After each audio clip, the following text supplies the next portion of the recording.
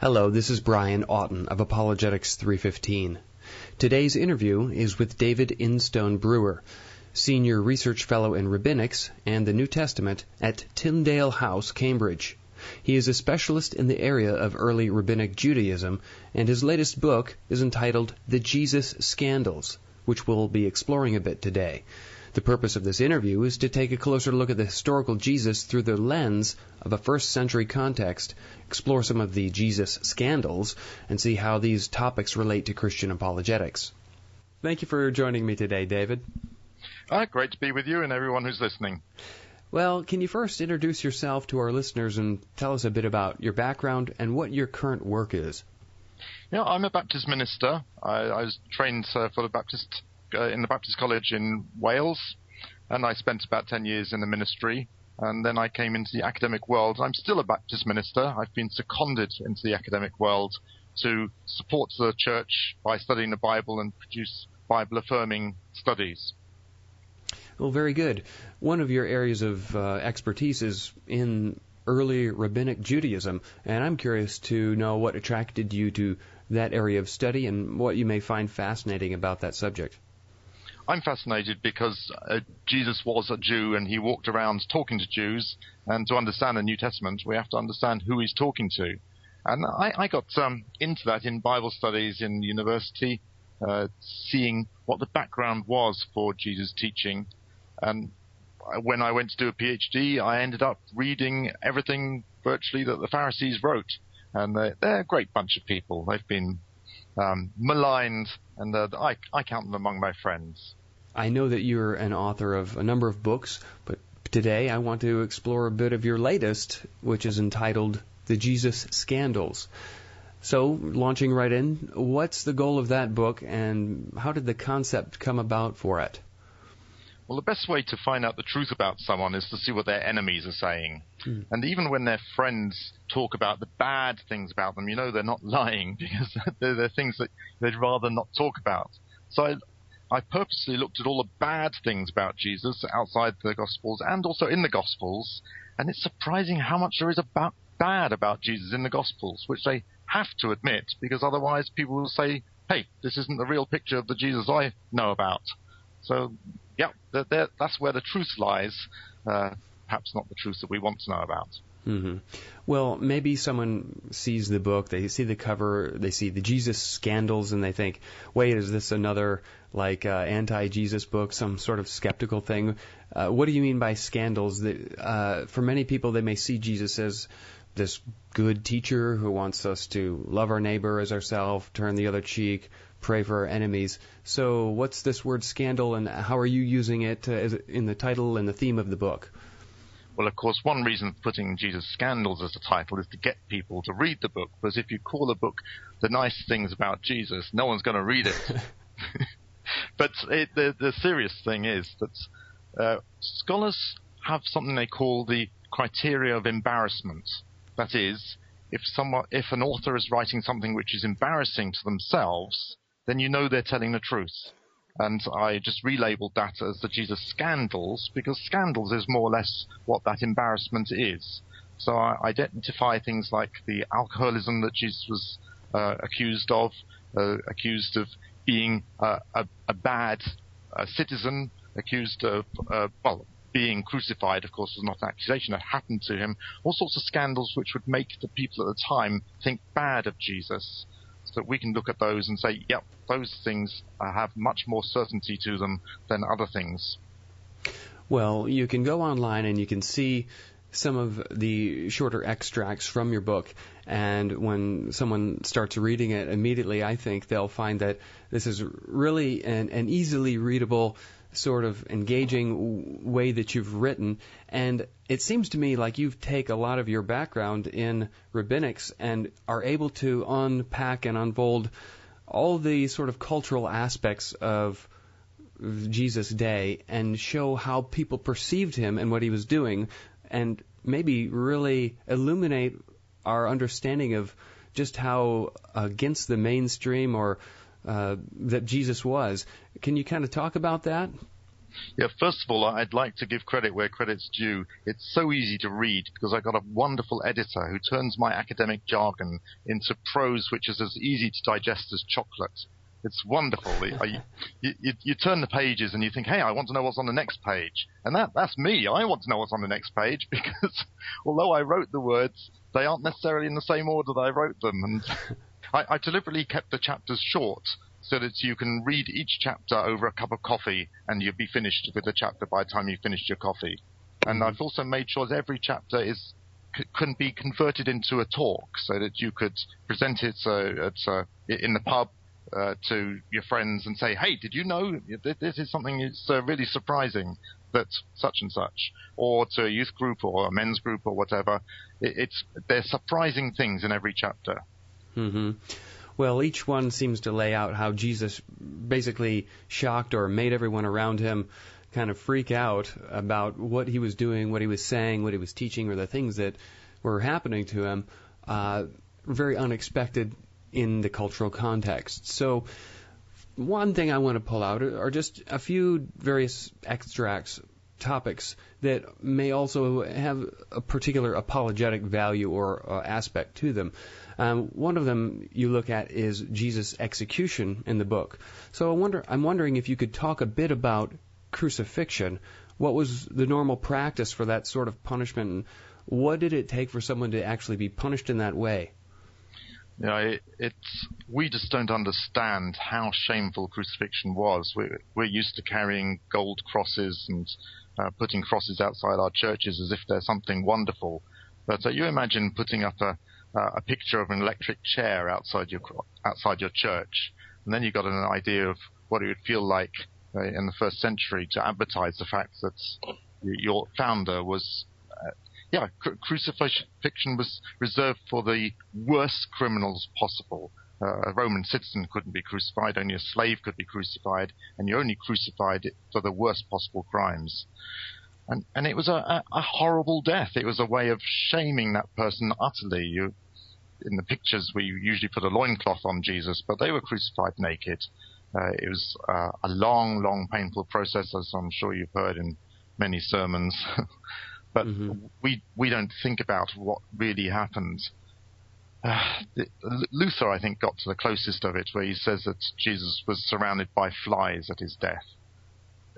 It's almost impossible to be crucified without defecating because of the pain and the length of time you're there. And it's just taking humanity down to the worst possible state and doing it as publicly as possible. Absolutely terrible. Well, when Jesus predicted his death, he said, anyone who comes after me must pick up his cross and follow me. And in light of how crucifixion was practiced in Jesus' day, what would that sort of statement have meant to his disciples as they heard that?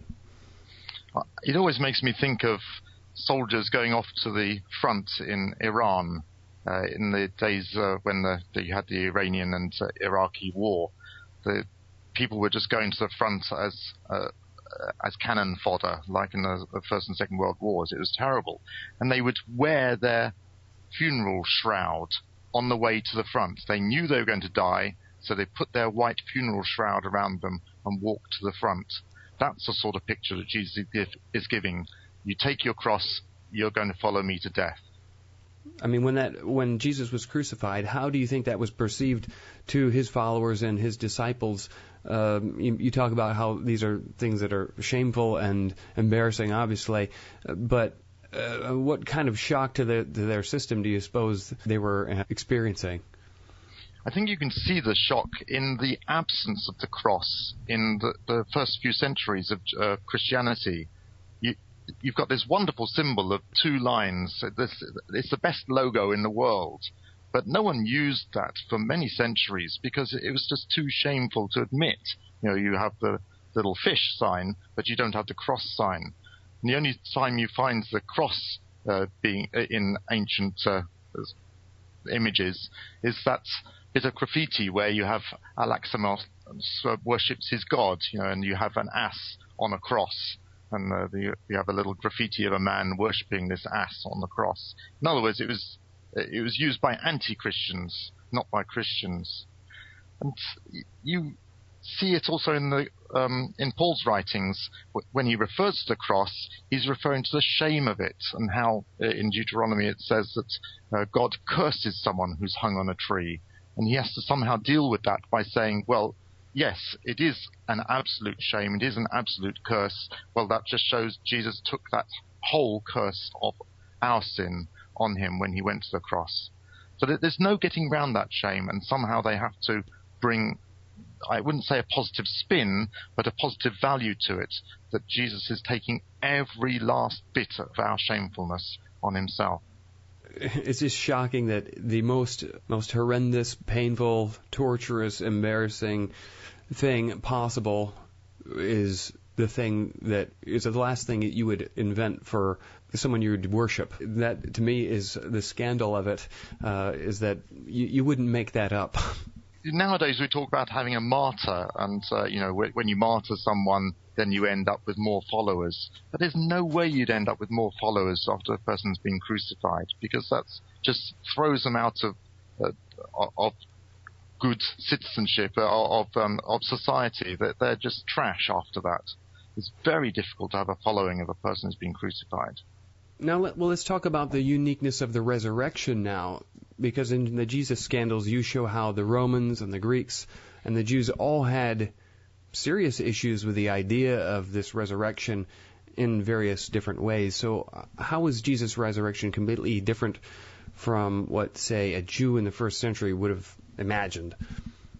Yeah, no one was expecting the resurrection. Jews knew that there would be a resurrection in the end, but they weren't expecting anything before that. Romans, of course, they just found it laughable. I find it very believable when Paul has to explain his religion to Festus. And as soon as he gets the resurrection, he just laughs out loud. He says, you're either the best comedian on the earth or you're mad. It's so ridiculous to a Roman that there should be a resurrection. And you even get this sort of embarrassment about the resurrection in Corinthians, that long chapter of 1 Corinthians 15, clearly trying to bolster up the idea of the resurrection to Corinthians who just couldn't accept it. They wanted it to be something spiritual, something mysterious, something not anything but a physical resurrection. And Paul has to explain, well, this, whether you like it or not, is what happened, and we've got to live with this theology. But it was a hard sell, and it's not the sort of thing you'd invent to try and start a new religion. Mm-hmm. Well, that's one thing I like about the book, is that it gives so much perspective of that first century context, and as I said, it really illuminates the uniqueness of Jesus and his teachings. You also talk about the people around Jesus, his friends and his acquaintances, his disciples, some of the scandalous things about them, be it Mary Magdalene or other things like the virgin birth and stuff. But what about Judas? Some people would talk about Judas and they would say, for instance, that he had these certain things that really forced him into the position he was in, that in the Gospels there's a blame put on Judas for something he doesn't really deserve. How do you approach that sort of element in the book? Yeah, Judas, we love him because he's the underdog, and you have nice reinterpretations of what Judas is like. We have new versions of Judas in musicals like Jesus Christ Superstar, and in TV presentations of the Gospel accounts. And Judas normally gets some sort of reasoning. We'd like to have a grey person rather than a black person, so we give some sort of psychological reason as to why Judas would betray Jesus, because he was disappointed that Jesus wasn't leading a revolution, or because he didn't understand Jesus, or because he thought he was helping Jesus. But I can't see any of that. Judas was the person who had the money, he was interested in money, and in the end he betrayed Jesus for money. I think we've got to accept that Jesus picked a bad one. Now, then we have to say, well, Jesus, did he know that he was picking a bad one? There was Judas along with the other disciples healing people and casting out demons, and yet he was the one who turned out betraying Jesus. Whether or not Jesus knew ahead of time what was going to happen, from the outside it would look disastrous. Someone on the inside betrayed Jesus. and you're not going to invent that because it's just a bad advertisement for a rabbi to say that he picked such a bad disciple. Another element from an apologetic perspective that some people would want to have a look at, and that is the account of Judas' death. Some would say, oh, he commits suicide by hanging himself, yet you look at another passage and it says he just fell headlong and his body burst open. You're also a New Testament guy, so how can we reconcile those two accounts that are dissimilar? Some people saying, which one was it, one or the other? To me, I glory in these contradictions or apparent contradictions because it shows that the Gospels aren't a put-up job. It's not a bunch of witnesses outside the court saying, now, look, make sure we get the story right. You say this and you say that and say... when they write down the Gospels, they just write down the facts as they remember them or the facts that they've been told, and they write it down. And when later gospel writers come along or a later scribe comes along, they don't say, better check this, better put it right, and better resolve it. They leave it as it is. They're eyewitness accounts, and eyewitnesses see different things and they remember different aspects. And hey, the Judas's death isn't too difficult to put together. One account says that he fell headlong and his guts spilled out. Another one says he hung himself. Well, if you hang yourself and the rope breaks, then you fall down and your guts spill out. Not a big deal trying to put those two accounts together. But someone has come along to the corpse and seen him lying on the ground, and so he fell down. Someone saw him hanging himself, and so he gives that account. The wonderful thing is there's two different accounts that haven't been reconciled, haven't been smoothed over. These are eyewitness accounts. Moving on, you look at some of Jesus' teachings. One of the things you talk about in the book is God-sent disasters. Basically, that the idea that God is to blame for killing apparently innocent people using natural disasters. Many will say that the victims of natural disasters haven't done anything wrong, so why did God kill them? Does God use disasters to punish those who have secret sins or something? So what does Jesus say about this? How is that accepted by his hearers?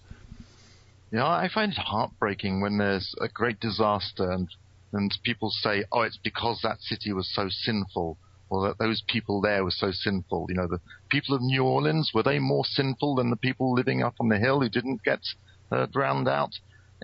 It's terrible when people are blamed for the disaster that they're suffering. It's a double whammy to them, and there's no way to help anyone. And when people came and asked Jesus, hey, were these people more sinful than others, the ones who were killed when the wall fell on them in Siloam? Jesus says no.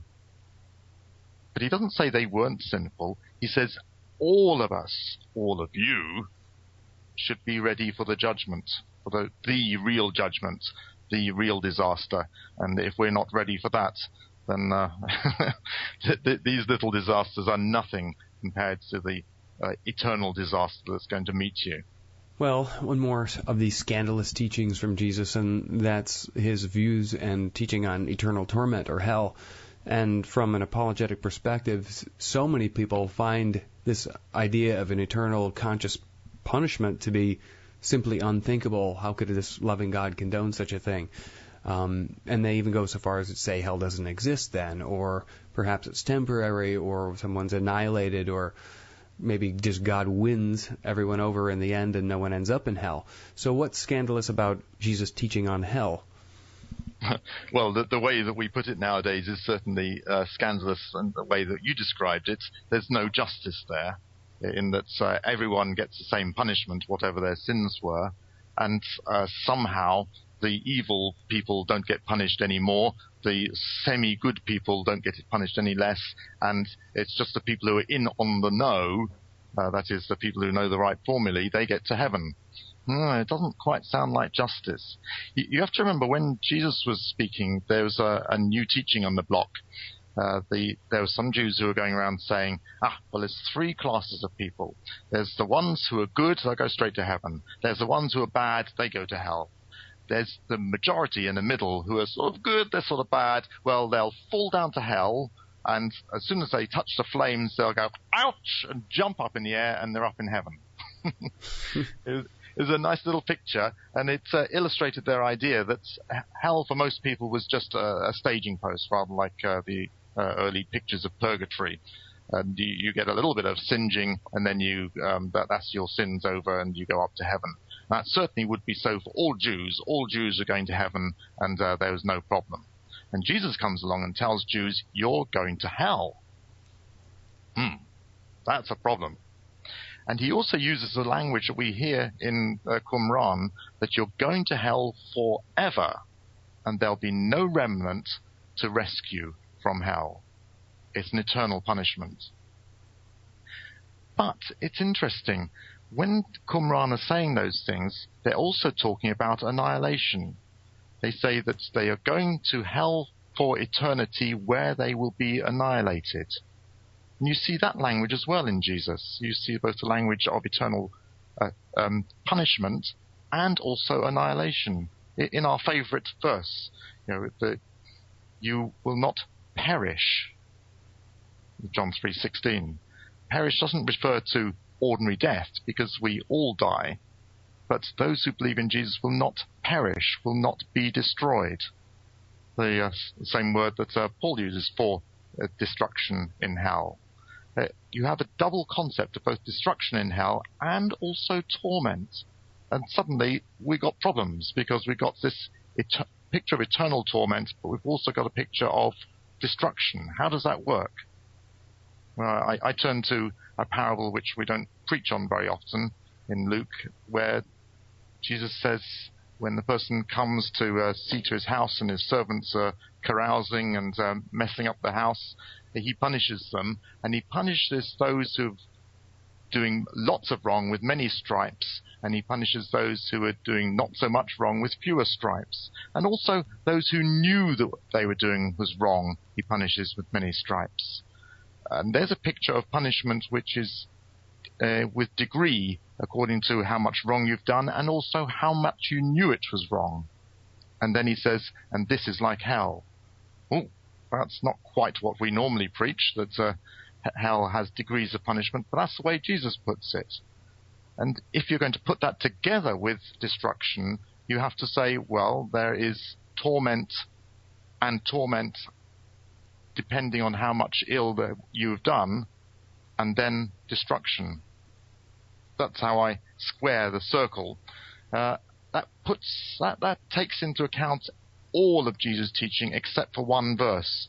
You have that one verse in Matthew 25, where it says about being in torment or being punished forever. Is it in torment or is it being destroyed forever? It's a funny word, because that word can be used both as punishment and also as destruction. And in one verse in the Apocrypha, you have it being used in both ways, even in the same verse. So that the killer verse for eternal torment in Matthew 25:46 suddenly isn't a killer verse anymore. It can refer to eternal punishment being either annihilation or torment. And it looks like Jesus is talking about both of them. All right, well, we've talked about some of the things that Jesus did, some of the things he taught, the people that were around him that were even part of the scandalous elements that around his life. David, when you have been researching this content, I wonder what particular scandals, if you will, stick out the most in your mind and why? I think Jesus being a bastard. I'm using that in the legal sense. He was born to a couple who had not conceived him in wedlock. Everyone knew that, and one way in which we can see everyone knowing that was that he just couldn't get married. Well, pretty well every Jewish male, as far as we know, every Jewish male did get married when they got to marriageable age, and yet Jesus doesn't. He couldn't, because someone who doesn't have two Jewish parents can only marry another, what they call mamzer, the Jewish word for a bastard. A mamzer can only marry another mamzer. Jesus wasn't an official mamzer. To be an official mamzer, you had to have two witnesses witnessing the act of illegal conception. I'm not sure how you ever got two witnesses to do that, but it shows the way in which they didn't want Jews to be official mamzerim, because that meant they couldn't go into the temple, they couldn't take part in normal Jewish worship, they couldn't marry another Jew. It was a big deal to be labeled as a mamzer. But Jesus was an unofficial mamzer because everyone knew, that Joseph and Mary got married. Joseph took on the legal niceties of being the father of Jesus, but everyone can count. They could count it wasn't 9 months from the time of the marriage to the time when Jesus was born. He was an unofficial mamzer, and no one would give his daughter to be married to such a man. So there's Jesus. Everyone can see he's single, and everyone knows that. In Matthew and Luke, they come up straight from the front and they say, yeah, we know this is true. You've heard about this about Jesus, and we'll explain why, and the special verse narratives. John does something different. He says he lets a heckler come along and talk about this. And the heckler says, well, at least we weren't born in bastardy. Or that doesn't quite say that in any of our translations, I know. But that's what he's saying. And Jesus has to cope with that. And everyone who went to hear him, there would have been whisperers in the audience saying, yeah, but you do know about him, don't you? Jesus took our scandals and lived them out throughout his life. Very good. Now, at the beginning, you talked about how the criterion of embarrassment is strong evidence that attests to the truthfulness of the account, that you wouldn't make something up that embarrasses yourself. If it's embarrassing, it's more likely true. Can you talk about maybe the cumulative power that all of these different scandals have when taken together as one large picture? Yeah, the scandals, of course, tell us an awful lot about Jesus, like that scandal of his birth. That tells us that there was something very strange about his birth, and that they had to make something of it. Even the miracles are not things that you would invent. When new religions came along in the first century, and religion was a big money spinner in the Greco-Roman world, so people did invent religions. They steered away from miracles because these were seen as the toys of the scam artists. They wouldn't have miracles being part of the main selling point of a religion. And yet they had to record Jesus' miracles. They had to record his feeding of thousands, because if they didn't include that, there'd be people who knew people who said, hey, hang on, he's supposed to have done this stupid thing, isn't he? They had to put these things into the Gospels, though the early church fathers tried to underplay the miracles, because that wasn't the way in which to promote a religion in the first couple of centuries when people were so skeptical. All the time, the scandals point in a sideways way to the facts of the Gospels that we're trying to get across. His resurrection, the Passover, the time in Gethsemane, his disciples, all these details are there as negative points which have to be got across in the Gospels, and because they're embarrassments, they're believable. Well, David, the book's style is really readable, as we mentioned there. The content is absorbing, and I think it really provides that fascinating kind of window into the first century traditions and the context of the life of Jesus. And you cover all these whole lots of topics. Is there somewhere online where you'd like to point people where they can find out more about the book? Yeah, if you go to biblescandals.com, you end up with samples from all the chapters, the first couple of pages from all the chapters, and you can see immediately that, hey, you want to read the rest of it. You've got lots of details there.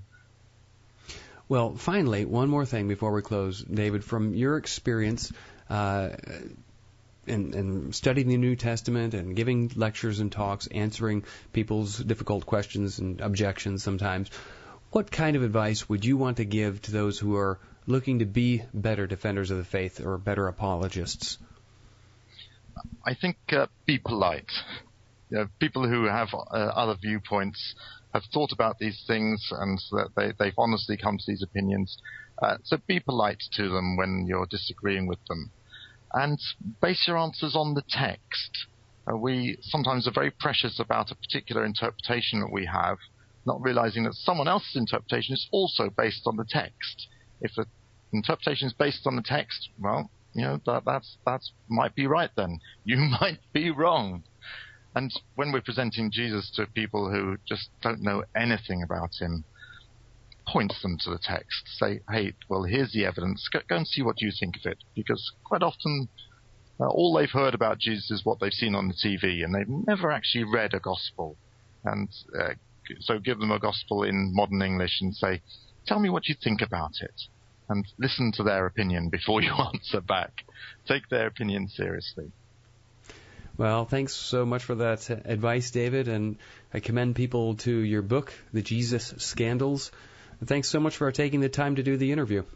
Oh, it's been great talking to you, Brian. I have been speaking with David Instone-Brewer, Senior Research Fellow in Rabbinics and the New Testament at Tyndale House, Cambridge. Links to David's book, as well as links to Tyndale House, can be found at today's blog post at Apologetics 315. If you found this interview helpful, please share it with a friend via email, Facebook, or Twitter. Taking just a moment to do this really does help to spread the word about good apologetics resources, and you never know how it may help someone struggling with doubt or simply wanting to be a better defender of the faith. Be sure to check out other podcasts by Apologetics 315, found at the blog or in iTunes by searching for Apologetics 315. These include podcasts on logical fallacies, how to get apologetics in your church, systematic theology, the Read Along podcast, and this podcast, Apologetics 315 Interviews. If you are a regular listener or visitor to Apologetics 315, please continue to pray for this ministry as it grows. And if you have any questions or suggestions for this podcast, feel free to email interviews@apologetics315.com. This is Brian Oughton of Apologetics 315, and thanks for listening.